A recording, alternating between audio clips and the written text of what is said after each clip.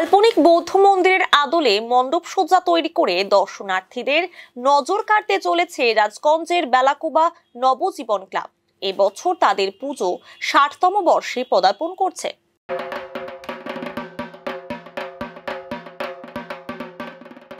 দীর্ঘ কয়েক বছর ধরে নানা রকম থিমে দুর্গাপুজোর আয়োজন করে আসছে রাজগঞ্জ ব্লকের শিকারপুর গ্রাম পঞ্চায়েতের বেলাকোবা বটতলা নবজীবন ক্লাব।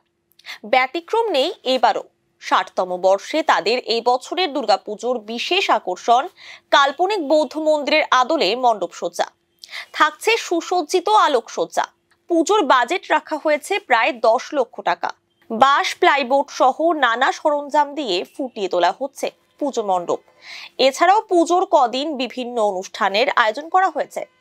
রাজগঞ্জ ব্লকের সমস্ত পুজোকে টেক্কা দেবে নবজীবন ক্লাব বলে দাবি পুজো উদ্যোক্তাদের।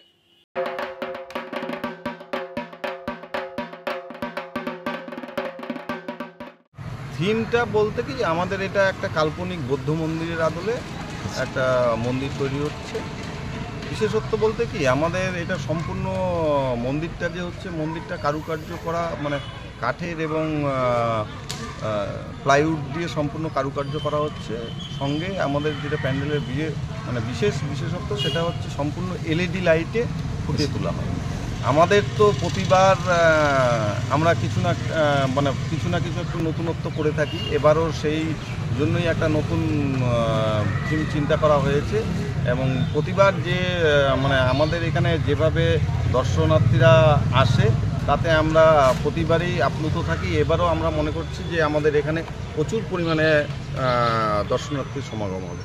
বেলাকোবার যে ৮-১০টা পুজো হয়, এবার সবকটা পুজোই স্ট্যান্ডার্ড ভালোই আছে। আমরাও থাকি কম্পিটিশনের মধ্যে। দেখা যাক, এবার আমরা চেষ্টা করছি একটা নতুনত্ব একটা প্যান্ডেল দেওয়ার জন্য।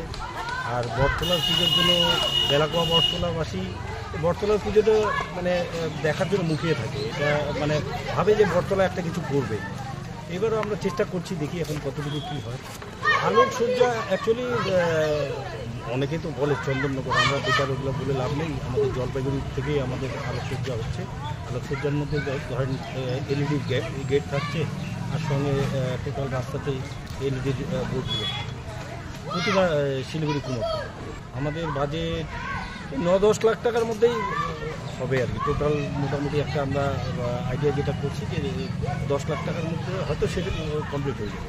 দর্শনার্থীদের বলবো যে দুর্গাপূজার সবার ভালো কাটুক, আপনারা আসেন, আমাদের পুজোটাকে উপভোগ করেন এবং শুভ শারদীয়ার আগাম শুভেচ্ছা।